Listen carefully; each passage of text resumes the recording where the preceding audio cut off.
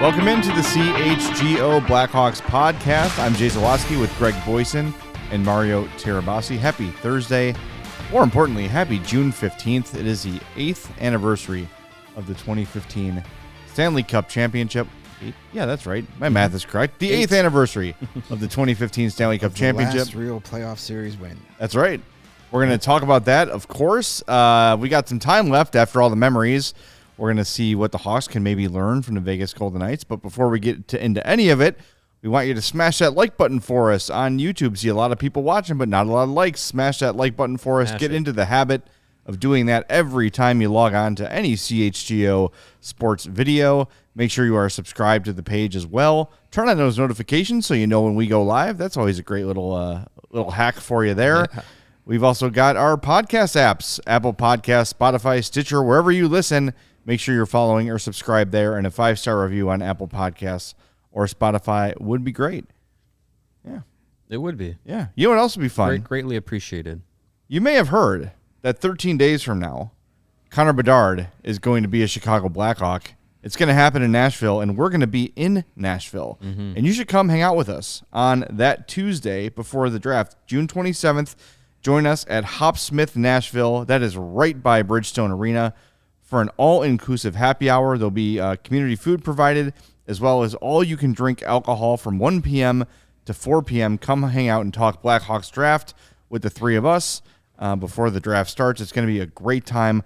AllCHGO.com is the place to go to buy your tickets. So if you're a new diehard or you're not a diehard yet, here's what you should know.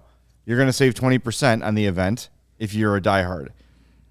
If you're a diehard, you're going to want to go to the diehard tab on the page and go to diehard events. That will take you to the special link for diehards only. If you're not a diehard, go to the event tab and go to the CHGO road trips tab, and that will take you to the tickets. So there's two separate ticket tabs depending on whether or not you're a diehard. So diehards use the diehard tab, normies use the events tab, but become a diehard. And then eventually become a diehard. Yeah, It's a really a good opportunity to become a diehard. You get a free shirt or hat. It's sign up, access to all the great stuff we write, and a nonstop discount on everything CHGO. So it pays for itself in short order, and you will save significantly on your ticket for our HopSmith event. And part of your ticket is our brand new T-shirt design that will be dropping the next day on Wednesday after the first overall pick is made. We will make our brand new CHGO Blackhawks T-shirt design available, and part of your ticket, you will be one of the first to ever own that new design centered around that first overall pick. So it's a Leo Carlson shirt. Cool. Yes, Leo Carlson. Sleepy Leo. There you go. So that's going to be a great time. Flag on a pillow. Make sure you get those tickets quick, too, because you don't want to get down to Nashville and be like, oh, I meant to do this, and then the event is sold out. You want to make sure you get in, get the chance to hang out with us at HopSmith in Nashville. Yep. It is a ticketed event, so you can't just wander into HopSmith and hang out. You got to have a ticket to take advantage of the happy hour and the food. Well, you can still go into HopSmith. You just won't get all the benefits of having the ticket. Yes. The all-inclusive drinks and food. And there's no way you're going to get all those drinks and all that food for as little as this ticket costs. No. Especially when you consider the cost of a T-shirt. So do it. Getting to hang out and be excited about Connor Bedard with the three of us, with our crew that's going to be down there. I mean, you can't put a price on that. No. It's going to be great. So make sure you join us there. Tuesday the 27th, HopSmith Nashville. We will see you there. Mm-hmm. It's going to be an awesome, awesome time. So let's start. 2015. Feels like not yesterday. No, feels like it was 8 years ago. Yeah, it really does. Eight very long years ago. We had that decade of 2020 in between there. Yeah. Yeah, really. Oh, yeah, that was a memorable day for sure. I was lucky enough to be there as a fan. I still had my season tickets at that point, but for that year, that run, my mom had gotten like a relationship with a ticket rep, and they would call her for every round and offer her one game because she'd buy tickets in the ADA sections. So they would call her. So she got one game for each round. All of them were in the 200 level except for this one. But I remember she called and said, yeah, the ticket rep says he can get me tickets for one game for the Cup final. She's like, should I do games 3 or 4? I go, no, you do game 6. Yeah, game 6. She's like, well, that might not happen. I go, it's going to happen. And remember, what game did they win the Cup in 2010? 6. What game did they win the Cup in 2013? 6. There you go. There you go. So she got the tickets. I went with her that day. We were way up in the 300 level. But cool little thing. My dad, who was a huge Blackhawks fan, he passed away in 2012. I had gotten my mom this little like crystal vial thing that you wear on a necklace that you could put ashes in, and we put a little bit of my dad's ashes and took him to the game that night. So nice. That was awesome. That was cool. It was a cool. great night. Started with that like ridiculous thunderstorm that rolled Yes. through. Because we'd gotten there super early to make sure we get a spot in the handicap block because it's so small, and if you're there, 20 minutes after it opens, you're not getting a spot. And we sat in the car through that thunderstorm. It was insane. God. Like how That happened. night was crazy. I The remember. cup was delayed. Yeah. It was stuck in traffic. Yeah. I was supposed to do a broadcast from the Ogden right here in the West Loop. And we had done a couple there like throughout the playoffs, and it was fine. And then I showed up the night of Game 6, before the game, and I go, I'm here for the live broadcast. And they're like, oh, yeah, here you go. And they literally gave me like one of these kind of tables. I'm like, we have to do a live broadcast. Like, I need like 2 large tables. We have a whole, we don't have room for that. Full I go, setup, yeah. okay, well, I can't be here then. So I had to get in a cab, get back to NBC Tower. Was it NBC? Yeah, wherever it was, or Prudential. I don't remember where we were at that point. And get to the station in time for the game. It was just chaos. It was a chaotic night, and the weather-wise and scrambling and everything. But I walked in the Ogden like, there's no room for me here. Yeah. Before they even told me there was no room for me there. And they're like, yeah, we're not having a live broadcast here. No one's going to care. This place is going to be trash. You're probably better off not being here. I was kind of relieved, actually, to be in the comforts of a studio. That and would have been bad news bears. Yeah, if you had forged through and done that broadcast, that would have been a nightmare. Every Cup win has had a chaotic post-game story to it. I was sick for 2010. 2013, I was in Boston in a radio studio, and we lost our connection. So I'm on the air on my phone here, and I'm on another phone yelling at the engineer. So I'm interviewing John McDonough. Hey, congratulations on another Stanley Cup. How's it feel? Great, Jay. And I go over here. You got to get me on the air. And I'm screaming like on the other phone. I'm going back and forth. They finally get it fixed, and then 15 with the storm and the stuff at the Ogden. But, hey, I guess Are those recordings archived for I don't know. Well, I think 2013? that- I'd love to hear so that. the producer knew that I was not listening to the responses. Right, yeah. Because it wasn't just me. I was on like with other people there. Okay. So they knew as soon as I asked my question to just put the microphone, not listening. turn me, put me on hold or whatever, and let me handle it because it was absolute chaos. Man. It was chaos. Having worked as a radio producer as well, like those instances, even on just because I've run the board for a bunch of different events before. Doing a hockey game, losing the connection on like a regular season, Wednesday night Milwaukee Admirals hockey game, I'm just sweating buckets. I'm like freaking out. So to do it after the Stanley Cup is won in Chicago for like that, the Score, a huge radio station, I couldn't imagine being in that. Like my heart would just be jumping out of my chest. I have to say too, after 17 seconds. The Boston engineers that were there to help me were not super enthusiastic. You didn't give a shit. Yeah, they weren't super rushed to get me on the air in Chicago to celebrate the Cup win. And the other thing, too, is I know we're talking 2013, sorry, but I was in a studio, and there was a glass window, and another guy was doing a show on the other side, and he had a Bruins jersey on. So we can't hear each other, but we can see each other, and we're all reacting to the same game. It was crazy. It was a crazy experience. One of my favorite YouTube videos of all time, you can still find it, is... It is side by side, Game 6. I know, again, we're supposed to be talking about 2015, but it's a camera in a Boston sports bar and a camera in a Chicago sports bar going through that night. And just the difference in emotions on like how in real time. One side was like all ready to celebrate, and then the other side all of a sudden, and then to see both reactions to the 17 seconds in real time is pretty crazy. But we're talking later, about 2015. Later this month, we'll have some time to reminisce on the 10-year we'll find anniversary. that video. But we'll get there. that 2015 Cup was that run was just we talk about teams feeling like this is a team that's got the it factor. That was again one of those instances where the playoff run started shaky with Corey Crawford and Scott Darling not having their best games to begin the series against Nashville, and Crawford looks bad to begin. Darling goes in, saves the game, but then he starts looking bad, so they go back to Crawford, and then he eventually figures it out. And yeah, like it just kind of got off to that rough start, but the person that you could constantly go back to, and feel like, okay, things are going to be okay, was that year was Duncan Keith. Like the performance that he had in that cup run, it's going to be very hard for a defenseman to replicate that. The kind of impact he had, the amount of time he played, and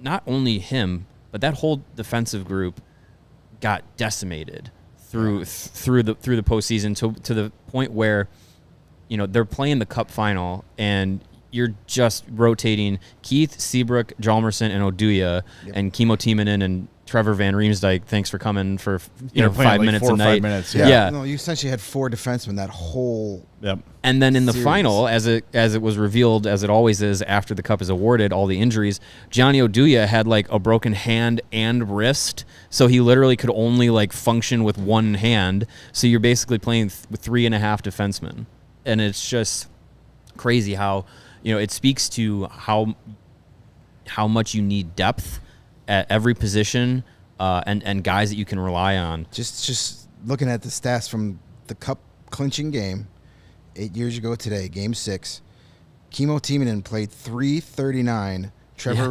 Van Riemsdyk played 4:30. Yeah, just Duncan Keith 30 minutes. Hjalmarsson 25. Oduya 24. Seabrook 27. yeah. I mean, and that was Game 6 of the Stanley Cup final. Yeah, there was, you talk about needing depth, but you also need to be able to have guys that you can rely on. And when you have 4 that you can, rotate through and know each one of them, every time they're on the ice, things are going to be okay. Look what happened to the Panthers this week. They just completely ran out of gas in that Stanley Cup final. And here you got a team in this cup final winning the Stanley Cup with 4 defensemen, essentially. Yeah. They never, Keith was a machine. An absolute, he was a cyborg.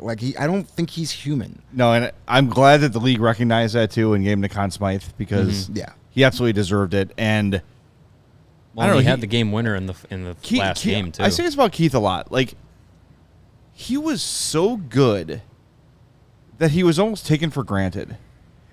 It wasn't even a conversation about Duncan Keith as whether or not he can or will. It was, yes, he's going to check that box. Don't worry about it. It was not even, Duncan Keith was not even a thought entering a playoff series because he was so damn good, so damn reliable, and it's hard to even go back and fathom how good of a defenseman he was.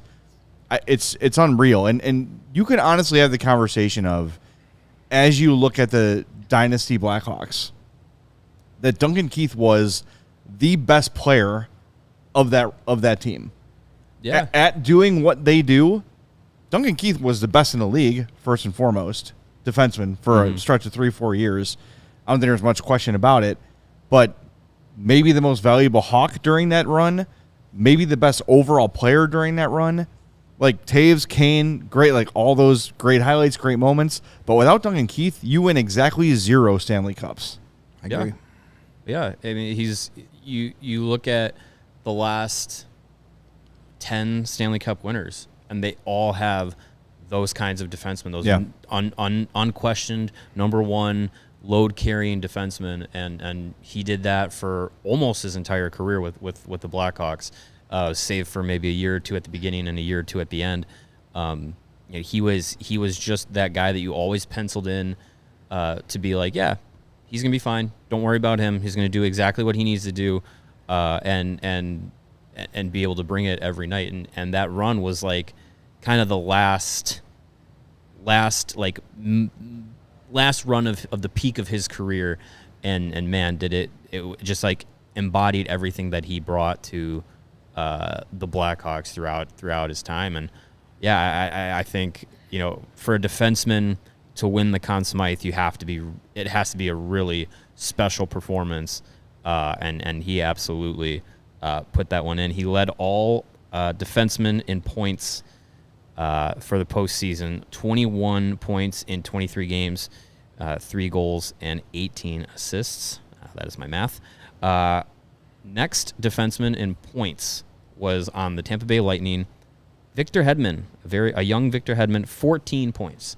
So as far as defensive scoring goes, he was the man. As far as, eating minutes, the only person who averaged more minutes per game in that in that postseason than Duncan Keith, which he logged 31 minutes and 7 seconds average per game, was Roman Josi, 31 minutes and 37 seconds per game, but he only did it for 6 games. Yeah, so, right. It helped that he had 5 overtimes. Yeah, those games right, exactly. So, I don't even count that. Speaking of overtime, there were 2 games in the playoffs that year, 2015. The game against Anaheim, Game 2 against Anaheim, he played 49 minutes and 51 seconds. Mm-hmm. Game 4 against Anaheim, 40 minutes, 39 seconds. I mean, it's crazy. And game 1 of the I'm thinking of 2013. But yeah, like just those, to be able to play deep into those games and still be so impactful, like it's crazy. And yeah, I mean, it helps too when you talk about depth. Like you go back and not only was Duncan Keith carrying a huge weight, but also Brent Seabrook was performing, and Nicholas Hjalmarsson was playing his role perfectly. And I think when you look back to a lot of the Cup winners in the last years, it's a lot of superstars playing up to their billing, and then also role players playing exactly the role that they're expected to. And when you have a team like hitting each benchmark, it's tough to beat that. And you look at what the Golden Knights did compared to what the Panthers had to do. We talked about it in the last few days.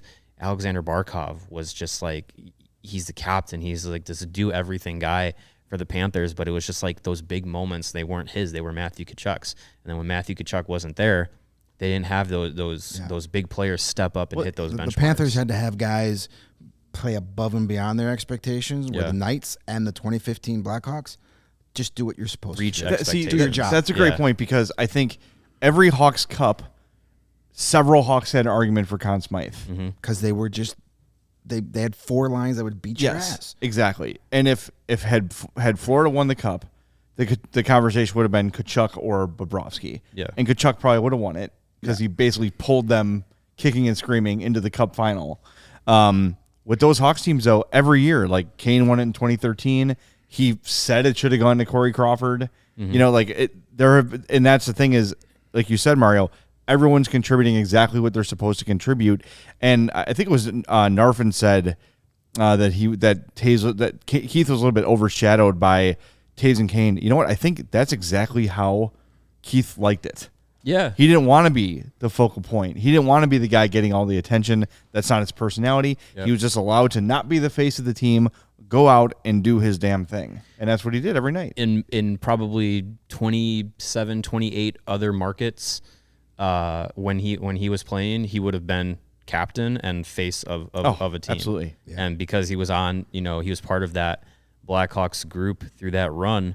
They had so many players that could be captain and faces of other teams. It's just they were all together. Seabrook was a guy like that. Patrick Kane, if he had played on another team, he probably would have been captain and the sole face of another team. But they were all together and they all kind of shouldered that load. And you had 4, 5, 6, 7 actual leaders within the locker room, and it's something that like is super hard to replicate. We talk about how great Duncan Keith was in those top 4 defensemen, but a guy that every time we talk about these great teams is criminally overlooked was Corey Crawford and how great he was in that Stanley Cup final. Mm-hmm. Now, the 2 games they lost, games 2, games 3, he gave up 7 goals, and they lost both of those games by 1 goal. The 4 wins, gave up 3 goals. Yeah. 3 1-goal games, and then a shutout to clinch. I'm telling you, and he's was criminally overrated by this very fan base. Underrated. That's what I mean. Underrated. Yeah. Yes, thank you. Only now, looking back, and I think a lot of fans can go back and say, oh, yeah, he was great. But there were so many meatheads around here that wanted anybody but Corey Crawford. So many meatheads nationally. They're like, oh, any goalie can win with this team. Not true. Not true. Nope. We'll have a debate on another episode, I'm sure, this offseason. I don't care what anybody says. He's a Hall of Fame goalie in my book based on what he was able to do. You're foreshadowing next week. In those runs. Maybe after the draft. He should have his number retired. I don't care. You win 2 Stanley Cups as a goalie for any team. Nobody should wear your number again. And he's statistically in the top 3 of pretty much every goalie category. If not, he leads a few. It's of Glenn them Hall. for It's the Tony franchise. Esposito. And it's him. And then Corey it's Crawford. him and Belfour. Well, and Scott Darling's got a bunch because of super small sample size, too. Yeah. Well, okay. Yeah. Yeah, but he's like Career leader in numbers. goals against. Yeah. and guys who save have played percentage more and than one postseason stuff. run. Right. I mean, it's Hall, it's Esposito, and Crawford is third best all time. You know, had Belfour won that cup in '92, he's in that discussion. Mm-hmm. Yeah. But Crawford's got the rings, and that's what everybody cares about. And I wonder if that 13 or 15 Con Smythe goes to Corey Crawford if we're talking about if we're not having as heated as divisive of a debate of is he Hall of Fame worthy or not. he should have got it in 13. I think even Patrick Kane said it. Yeah, he should have got it. He absolutely should have. He would have been my pick. Well, even in that postseason where he was having this amazing run, he had that slip up in Game 5 in Boston that they won. They won the game. That's all that matters. This is what drives me crazy. He gave about up this. one less goal than the guy at the other end of the ice. That's all you have to Is do. hockey fans, including Hawk fans, let dumbass Pierre Maguire influence their thoughts on Corey Crawford because he happened to give up 5 goals on the same side. It just so happened that they all went in on the same side. Guess what? Rask? Almighty took a Rask. Oh, my God. Never question him. He gave up 6 goals all over the effing place. Mm-hmm. High, low, 5 holes, stick side. Pick a spot on Tuukka Rask. But because Corey Crawford gave up 5 on one side, he's all of a sudden this bum who's just like along for the ride. Right here with that stuff, man. Like, that pissed me off. It cost him the Con Smythe. Yeah. That coverage of that game. Oh, Corey Crawford just can't stop anything with his glove hand. Bullshit. Watch the rest of his career. Mm-hmm. That drove me crazy. He won that game. And because of that game, they won the game. Every time he made a great glove save from there on out, I just tweeted hashtag glove hand. Seriously. And that's what I hated about Pierre. Like the clinging to the narrative, just clinging, whatever it is, cling to it with all you can. Don't do any work to disprove or prove the narrative. Just make sure you lean into it. But don't illustrate anything about Corey Crawford's like heat zones or anything like that. Don't come with any information. Just say it.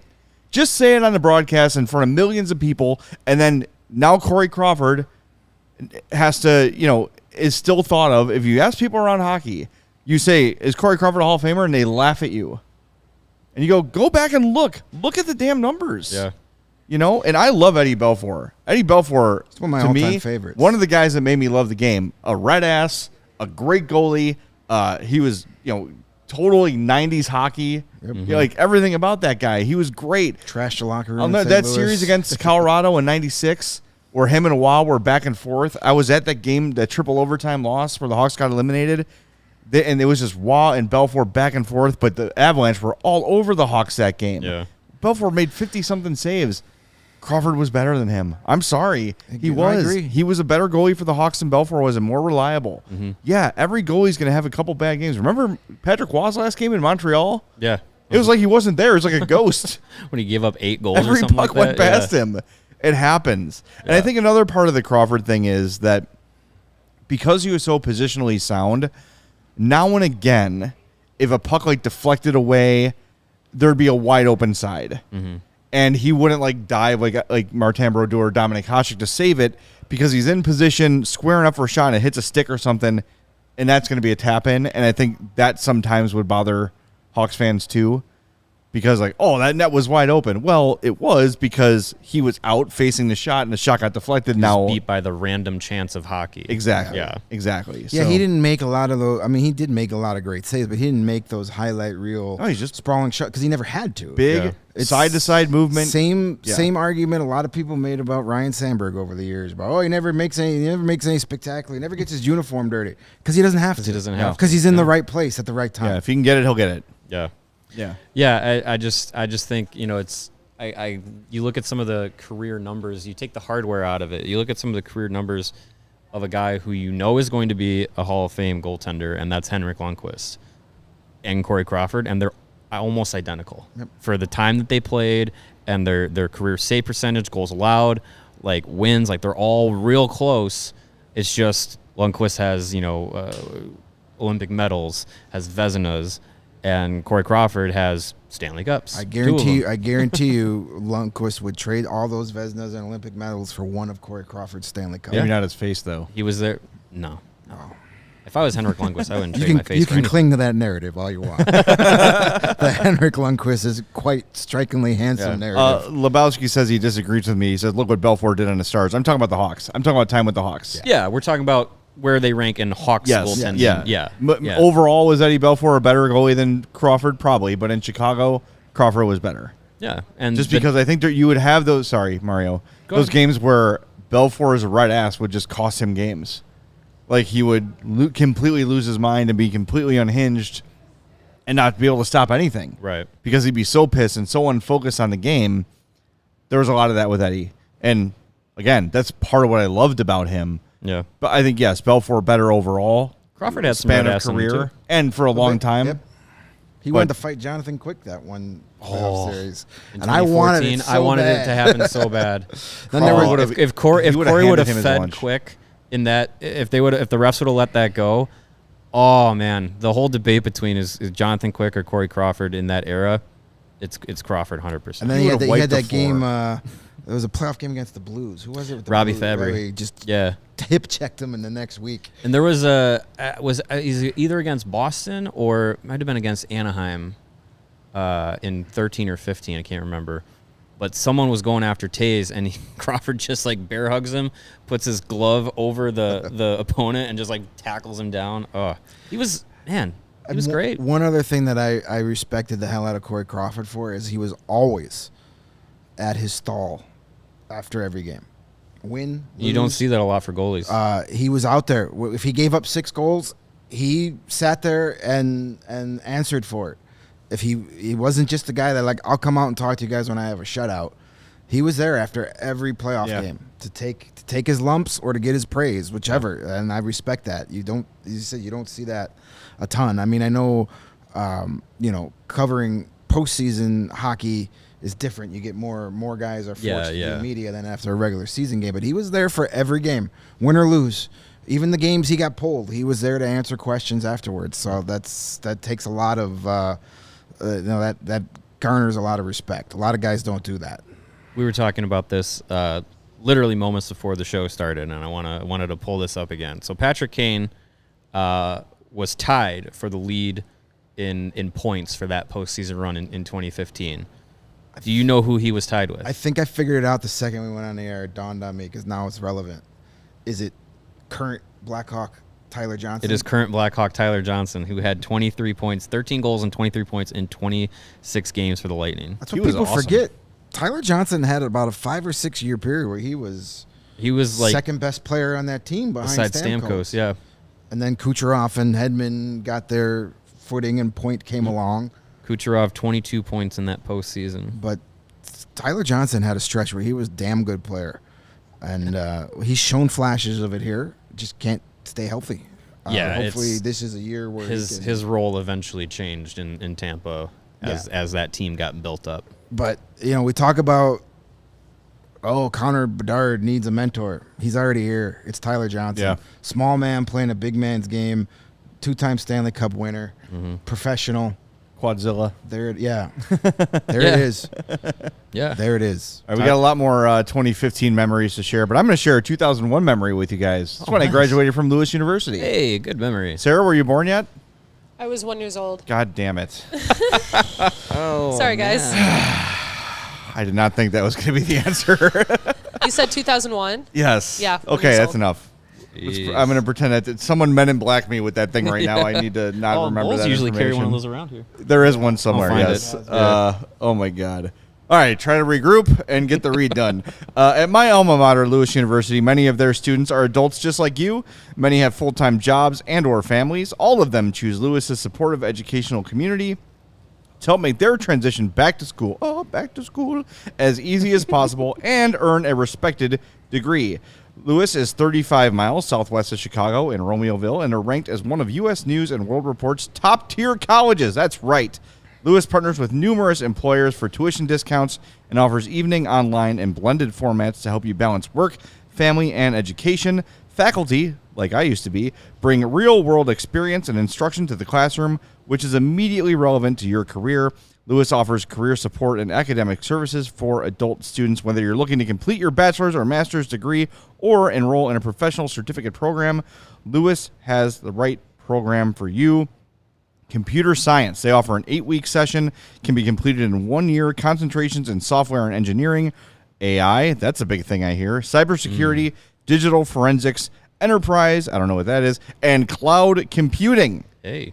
Adult undergrads, you got computer science, aviation maintenance technology certificate, business analytics, criminal justice, business programs, technology programs. Discover how a degree from Lewis can help you build a better world. Learn more at lewisu.edu/you-can-do-this and take the Flyer Creed like I had to do my first year. Is he related to Apollo Creed? He is, yes. The Flyer Creed. Yes. Sounds like Lewis University can bring more efficiency to your career. You know what else is big on efficiency? ComEd.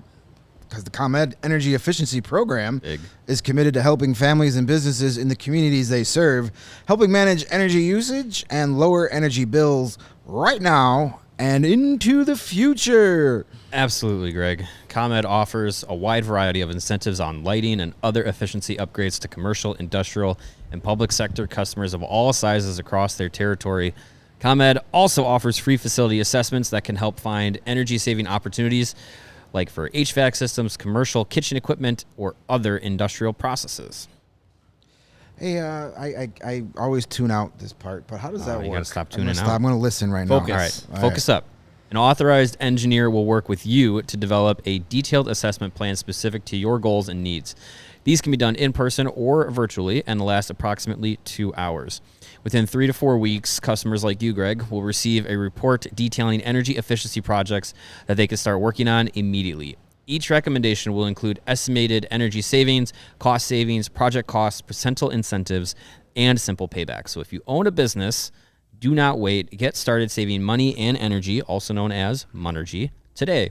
For energy saving tips, lighting incentives, or to schedule your free facility assessment, go to comed.com/poweringbiz. All right, I was listening, but I missed that last part. Did you say comed.com/poweringbiz? Yes, that's exactly what I said. B-I-Z. Biz is B-I-Z. Nice. Schedule your appointments today. Yes, at 3:01 p.m., please. There you go. Once we're done. Speaking of 2015, that's a team that finished third in the Central Division that year.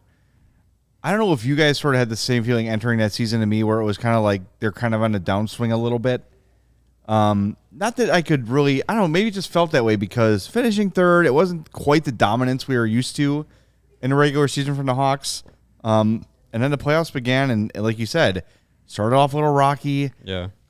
That was a really stressful. They all are. They're all very stressful. It's all stressful, and I but can't wait to experience that stress again. once they won that first round, then they sweep Minnesota. Yeah. That Anaheim series was a bitch. Yeah. Mm-hmm. Oh my God. Yes. That series was, when you think back, that might have been, in my mind, the most stressful of all the series they played. Yeah. Because you felt like they had kind of met their match. Yeah. Like Anaheim was the team that could hang with them, depth-wise, skill-wise, all those things. Step for step. That series was... That was incredibly stressful. I'm glad I was in Mexico. They were for two of the they were games. down 3-2 I was in that series. I was at my cousin's wedding in Mexico, and by some miracle, the bar we were at had the Hawks on the big screen. Wow! So I'm just sitting there like nervously drinking daiquiris as the Hawks are playing the Ducks. Man, it was a lot of fun to not have to work those nights. But my God, That whole series was It that is was stressful. a war, man. Yeah, I think, thinking back to that season, I think we were, as fans, I think most fans were in that, comfort zone of like, you know what, regular season is regular season. Just, make sure that you get into the playoffs, and that roster was still very much constructed to be, a playoff roster, a dominant team, a team that could win multiple ways. I think the injury to Patrick Kane when it happened was concerning because he was playing at, I believe, a point per game pace and potentially on his way to, an MVP caliber season when he went down and broke his collarbone. So I think that was a concerning moment because it looked, the time frame for, having his collarbone surgically repaired and everything, it was looking like, he might not be ready for the first round. And then sure enough, for game one, he's out there against Nashville. Yeah, I think back to that season. I think, you had the run in 15, the run to the conference final in 14. I think it just kind of felt like, all right, this is a team that's going to be in the postseason. This is a team that can do a lot of damage. Like, just make sure you qualify for the postseason, and then we'll figure things out from there. Much like Tampa the last 3 or 4 years. Just get there, and then they know how to get it done. That Anaheim series in 15 was probably the most of the conference finals, even the one they lost to the Kings. I thought that going into that 2014 conference final, I was like, we're gonna beat these guys. Yeah. We beat them last year. We won game 1. Got it to game 7 on home ice. Like this is fine. Like overtime in game 7, this is what they do. They win. So I was never stressed out, but I never thought that series was in doubt, even to the bitter end. It was still one of those things where like, wait, that goal went in? No, it's not over, is it? How? No, they were supposed to win. That doesn't this. count, right? Yeah. But that Duck series was one I was like, I don't know about this one, especially when they went down 3-2. But my favorite game of that postseason is Game 7 of Anaheim, of that series. Oh, yeah. That was the game where Jonathan Toews, probably my favorite Jonathan Toews game of his entire career, where he just stepped out on the ice and said, you are not beating us tonight. He had a goal, in the first couple minutes of that game? He had two first period goals, first right? period goals, but scored 2:23 into the first period. Just took the crowd out, got a power play goal about 10 minutes later, and then Saad scored, made it 3-0 earlier in the second. It was done. They were up 4-0 before Ryan Kessler and his big mouth scored a meaningless goal. It was over. Jonathan Toews just said, you guys are not winning this game. And it was awesome. That was my favorite game of that cup run of that year. Yeah. Because it went from the least stressful playoff series of all those years with the Minnesota. I mean, it was just like, the only what are we even doing? The only stressful time of that series was the final 5 minutes when it was 4-0, and then Minnesota scored 3 goals in 2 minutes. Yeah. I was like, oh shoot! But then they held on. They didn't have to worry about that. It went from the least stressful series of all those cup runs to the most, probably. Yeah. Outside of, there were some stressful moments, but were there any series in 2010 or 2013 that you really thought they were going to lose? Nashville Game 5, I thought they were going to lose. If they lost Game 5, I thought that was going to be over. Yeah. And once they won that, it was like, this team's not losing. Being down 3-1 to Detroit in 2013 was very nervy. It was. Because that was Detroit kind of on their last leg of being a really super competitive and you had contender. 40 years of PTSD from the Red Wings kicking your ass. Right, exactly. And it was the Red Wings, yeah. Yeah, it's of course, if this is how it's going to go, that historically great team is going to get just eliminated by the team you hate the most. Yeah, and it was, it was the second round. You're down 3-1 after. It's funny, of the 3 cup runs, I think maybe the 2 least stressful series were when they played Minnesota in 2013 and 2015. And they beat them in 2014 too. Yeah, you never feared the Wild. Yeah, you never thought they were going to. It was 3 straight years where we beat them, and you never were worried. And it never had the Vancouver feel either. of No. like the hatred of the rivalry. No, and 'cause it it was always just- like, aw. Yeah, because it was just like, Minnesota's here. That's fun. Well, I know It was the like Hawks when you would swept them. hold like your little brother by the head Yeah. as he's swinging punches Like, at you, yeah. like in Like Spaceballs. Lone Star, yeah. But the 2015 series against the Wild, aside from game 2, every game was a 1-goal game. Like it was kind of close, and the Wild were annoying. Yeah. Like you knew they were gonna win, but it was like, God, just like piss off Just already. get outta Like, here, yeah. it's- Get Was out that of the way. series Duncan Keith got suspended? Was that 2015 Wild It's series against the Wild. with innocent bystander Charlie Coyle? Was that 2015? I mean, yeah, Coyle would have been on the Wild. Yeah, because Keith got suspended because he's tomahawk chopped him with a stick, but that was after Coyle hit him in the head like 3 times. He just had enough of his crap. that was No, wasn't that again He got suspended in 14 against the with Kings. Carter? Yeah. Yeah, but then again in 15 there was that. The it Carter was suspension was in 2016 13. that happened. Yeah, That was 16 against 16. the Blues. no. How many suspensions did Duncan Keith have in the Keith got, postseason? no, there was the Kings series that was 2013. This is just from April 2nd, 2016, from Tracy Myers. Keith on Coyle. I talked to him, apologized. I called and left a message, and he called me back, so I was appreciative of that. Well, maybe it happened in a regular season game. I thought that happened in the playoff series. It might have been a regular season game. Duncan Keith suspended for striking Charlie Coyle in face with stick. This is from I think it was a regular season game. Minnesota Wild beat the Blackhawks 4-1 on Tuesday, but the loss was Definitely wasn't a only 2015 it wasn't playoff game, 15, man. yeah. Yeah, Was so it was only a one of regular the season concerns. game then. All right, I get all those years are jumbled in the one. This must have been giant- 14. Yeah. Hey, our credentials got approved. Hey, sweet. Nice. Breaking news. No one cares. Production meeting on the air. Nice. All right. Oh, no. This was 16. All right. So it was a regular season game. It was a regular season game. I've always called him 16. innocent bystander Charlie Coyle since that incident because he did take a slash to the face, but he kind of deserved it. He was being a pudwhack. It's always the retaliation that gets called. Yeah. Yeah, that's true. But the word that comes to mind when I'm thinking about 2015 is the quote you've mentioned many times from Ken Hitchcock: resiliency, Resolve. resolve. That's the one he used. Same thing, Same word. but it's the one he The used. Hawks had plenty of both. When you look at that, Yep. that they had 4 games of multiple overtime in that, and they won all 4 of them. Yeah. They just kept coming They at keep you. coming. They're never out. It's. I think I said it. Maybe it was 20. Whatever last memory show we did is the Hawks didn't lose. They ran out of time. Mm-hmm. That's how it felt almost all the time for them. Yeah. And they had that feeling too. That roster makeup through that time frame, you never felt like there was a glaring weakness that would be like, oh, I don't know if they're going to be able to overcome that or anything like that. It's just they were teams built to play any style of game, and guys that had been there and done that over the years, and you never questioned their ability to kind of step up and have someone step up, whether it was Seabrook or Keith or Kane or Taze, or if it was Andrew Shaw or Dave Bolin or Brian Bickle or Ben Eager. Like all those teams had someone who could step up and play a big role. Antoine Vermette, Brad Richards. Brad Richards. guys Is this that weren't the first here. time we've said Brad Richards on this podcast? It might be. For real. You know what I mean? Like in reference to the Hawks? Maybe it might be. Yeah, Brad Richards. Outside of, I forgot Brad Richards yeah. was on that team.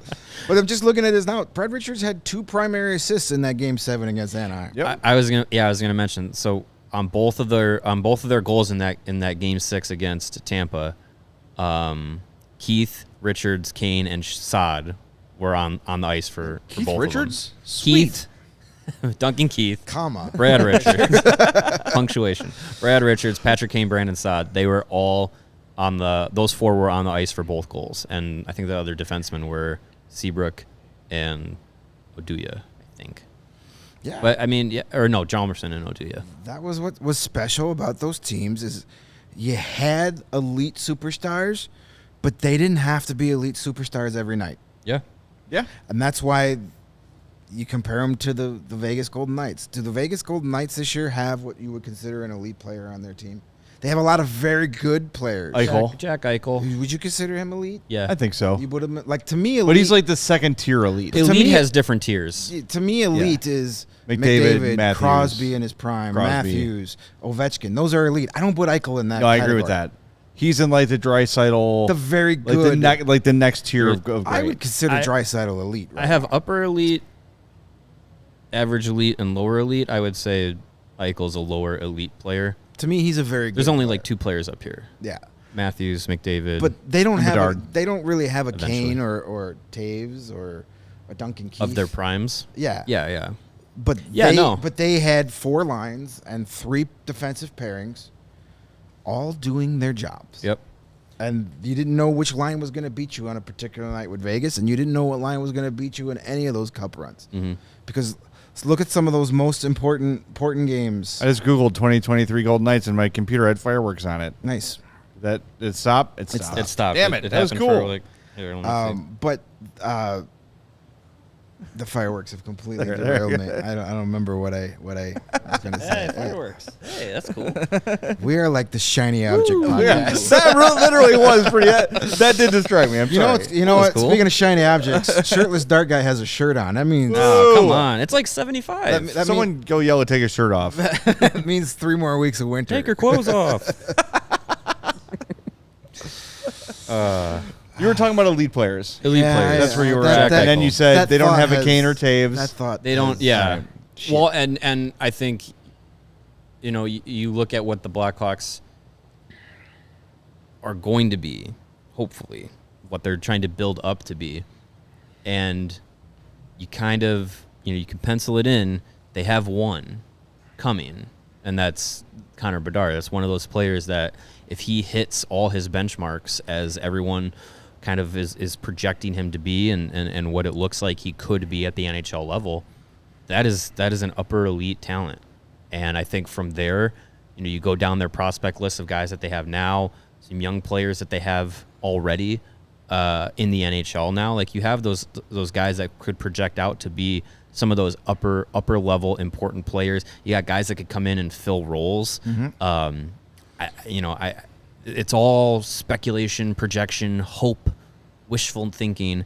But if you have a number of those guys that already are here, not even talking about potential players that they could trade for or acquire, which those Cup teams did, there's already guys here that if they hit their benchmarks, they could fill a lot of those pieces of a team that in maybe 3 or 4 years you're talking about this could be a legit Cup contender. And yesterday we were talking about NHL futures for the Stanley Cup.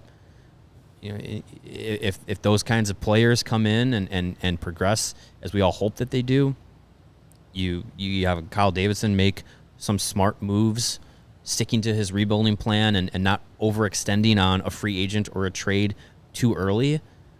Yeah, I think that there's a blueprint and a path forward for the team to have have a good mixture of homegrown talent and precisely targeted free agents or trades. I know it sounds easy to say, yeah, and then you have a Stanley Cup contender, but it's kind of the blueprint that you go back through the last couple of years. Each team had that. Each team had that blueprint. So it's a proven method. You have your Connor Bedard set now, in 13 days. And but as we've seen in many instances, you have to have more than just the stars. You gotta have your Dave Bolins, your Brian Bickles, your Marcus Krugers, your Christopher Steegs, Ben Eager. Ben Eager scored a huge goal in that 2010 Stanley Cup final. Yep. Yeah. You got to have those guys too, because without those guys, ask Connor McDavid, ask Austin Matthews. Austin Matthews, we keep hearing core four. Well, you got to have 18 guys to win a Stanley Cup, and the Vegas Golden Knights were 18 guys pulling in the same direction. The Panthers were 11 or 12 guys, got them through three rounds, and then all of a sudden, it all fell apart. So you got to have. And it's easy to draft a Connor Bedard or an Austin Matthews or a Connor McDavid. That's the easiest pick you're ever going to make as a GM. Yeah. It's tougher to get those guys in those later rounds that become key contributors. Or to find and bet on a guy like Jonathan Marchessault, who was not drafted. Right.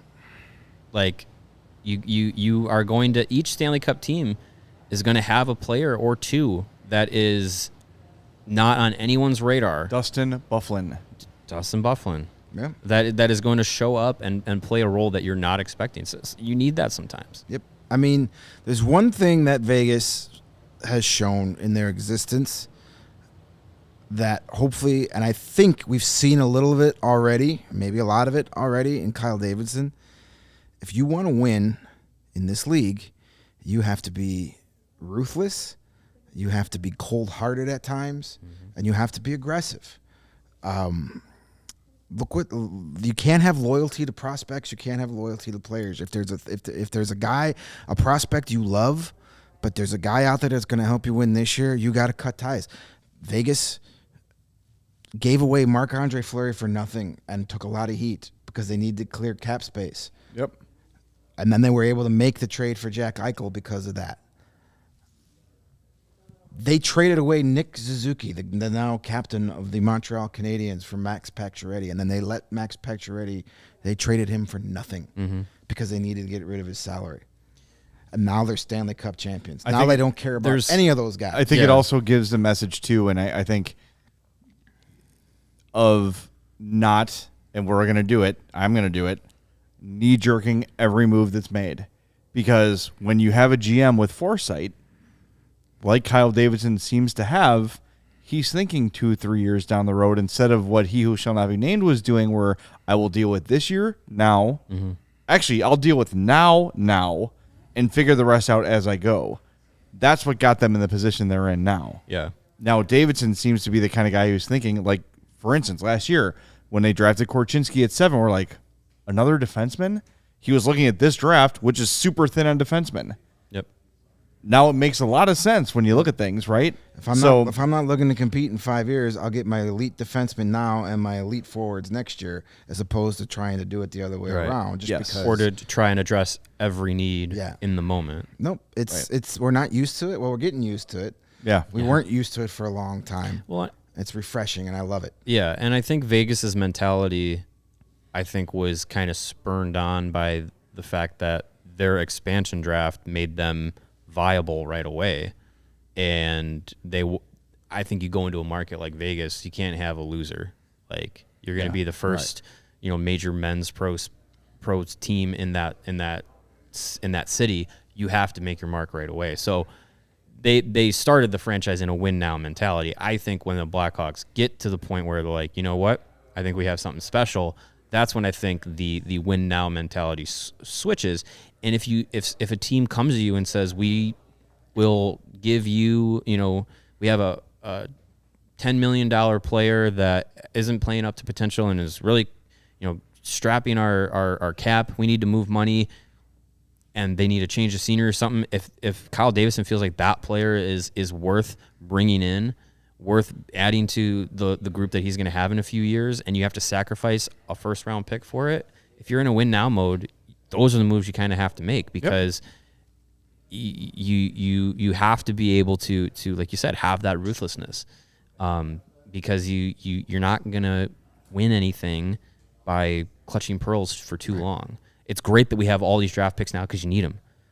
In a few years, if they're a contending team and they have 4 second-round picks, toss a couple of them away for guys that are going to help you win a cup now, because those last forever. Picks are finite. Nobody in the long history of the Golden Knights fandom is going to miss Nick Suzuki now. No, because they've got the banner. Right.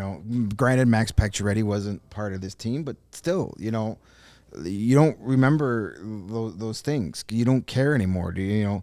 Some of the back ends of the Seabrook contract and the Kane and Taves contracts, they weren't great, but you know what? Is fine. You don't trade those memories away. Everybody worried about all these prospects and draft picks the Hawks were trading while they were winning, but it helped us get key guys for those cups. And we'll get to that point again, hopefully. Who did the Coyotes pick with that for Met trade? I'll find it.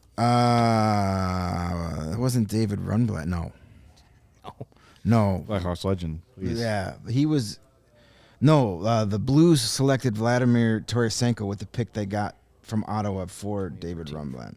Oh, yeah. That's what it was. I knew somebody. That worked out. Yeah, that worked out pretty well for them. Not so much for the Rangers, but for the Blues. Not so much. Somebody posted a tweet, and I retweeted it because I got it. That's calling the New York Rangers the ultimate losers of the playoffs because they lost to the Devils, who lost to the Hurricanes, who lost to the Panthers, who lost to the Golden Knights. So they were like the ultimate losers of the playoffs. Like, oh, that just breaks my heart. Wow. The Coyotes bad, so sad. selected 30th overall in 2015, Nick Merkley. Oh, okay.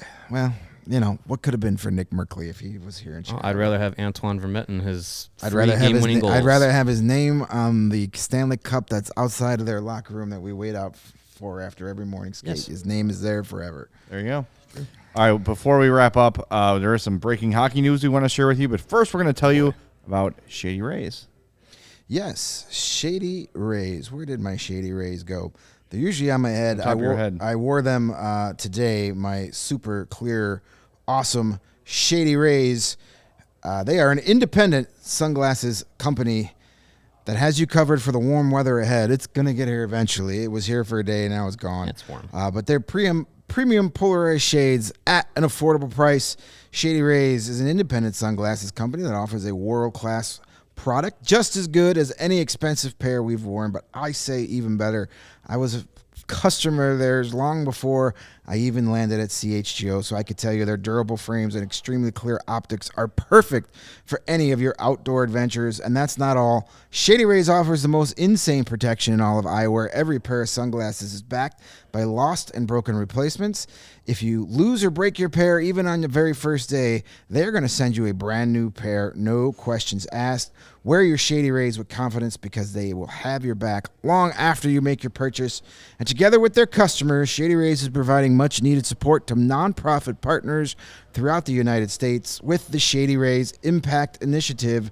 They're doing everything from building play sets for pediatric cancer patients to providing young adults with MS the outdoor adventure of a lifetime. Shady Rays is making an impact in your community and others just like it now and for years to come. And if you don't love your Shady Rays, but you will, you can exchange them for a new pair or return them for free within 30 days. There's absolutely no risk when you buy from Shady Rays. And right now, exclusively for our wonderful, charming, and beautiful listeners, that's you guys, Shady Rays is giving out their best deal of the season. Head over to shadyrays.com. Put 2 pairs of their awesome polarized sunglasses in your cart. Use the promo code CHGO, and you're going to get 50% off that order. Try for yourself the sunglasses rated 5 stars by over 250,000 folks. Yeah, and you're going to look hot and folks. sexy in your Shady Rays, but you also need more clothing. You can't just walk outside like Dart Guy with sunglasses and nothing else. Yeah, So get says fitted you. out in the best sports gear around. You at least need a banana hammock. Shoes, banana hammocks, sandals, slippers, everything in between. It is spring and it's baseball season. Go to foco.com and get decked out with Aloha shirts, straw hats, polos, bags, everything you need for a game. As you look around our set here, you see all the sweet bobbleheads and things we have here. That's all from our friends at Foco. We appreciate them for that. Head over to foco.com or click the link in our description below. For all non-presale items, use the code CHGO and you'll save 10% off your order. That is 10% off with code CHGO at foco.com. That is FOCO.com. We've got some Alex DeBrincat news from the Ottawa Sun, and it's Bruce. I never know how to say his last name. Garrioch. I always say Garrioch. That was close. League sources told Post Media on Thursday morning that the Senators have elected to take the 25-year-old winger Alex DeBrincat to arbitration to see if they can get a discount on his $9 million salary next season. Good luck with that. The deadline is 5 p.m. Thursday for NHL teams to elect to take restricted free agents to arbitration, and GM Pierre Dorion hinted in an interview with TSN 1200 recently the organization would go this route if DeBrincat wasn't prepared to sign a long-term deal with the Senators. Post Media has confirmed that DeBrincat doesn't want to sign an extension here, so this is no shocker that the Senators will go this route. The club is actively trying to trade him and would like that done before unrestricted free agency begins on July 1st. So there you go. And when we were all freaking out, me included, that the Hawks didn't get enough for Alex DeBrincat, this is part of why. Because they knew that he might not be willing to sign in certain places, so it shrunk the market. and Ottawa was super happy about it. And now it's a one and done for Alex DeBrincat. A lot of people hated that trade. A lot of people still criticize that trade. You got Kevin Korchinski, who's going to make you forget about Alex DeBrincat. And if Alex DeBrincat is on this team last year, you probably don't get Connor Bedard either. Right. Korchinski and Bedard for DeBrincat. Who says no? And Ottawa gets them for 1 year where they missed the playoffs, and now, Right. yeah. So, Yeah, Ottawa got him for one regular season. yep, Yeah, you take Korchinski. You also got Paul Ludwinski yeah. as another the additional pick, and Polish Pride draft. Yeah, and next year's extra third round pick I think is in that trade too. So you got 3 future pieces, and one that looks like very close to a lock to be a contributing NHL player for a long time for 82 games of Alex DeBrincat. Yep.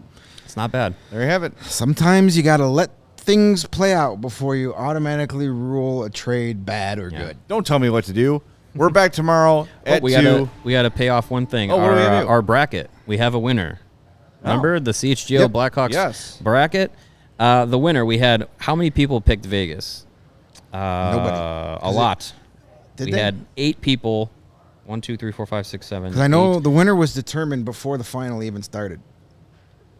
Was it? Yeah. Oh, well, we had 8 people pick Vegas. So congratulations to Josh. I'm going to say Mashka? I would say Micah. Josh M., congratulations. You Yes. have won. He was, the I CHGO think he was in the chat yesterday. Blackhawks. He was in the chat today. He's here all the Today, too? time. Alright, I saw him early in the chat. Yeah. So we will be reaching out to Josh, and you will get your prize pack for winning the bracket. Thank you for everyone for participating. It was a lot of fun, even though most of us were eliminated after the first round. Yes. That's tough. Yeah, I was done after round 2. There's no doubt about that. Yep. All right, we got to make room. Is CHGO Sports up next? I think so. Sure. Isn't it Thursday at 3? I It's see all Thursday. I see all the important people. All here. the regulars Well, are here. stick so around we're, and we're we'll find chomping out. into their time. So. All right, we'll talk to you Sorry. tomorrow, 2 o'clock on the CHGO Blackhawks podcast.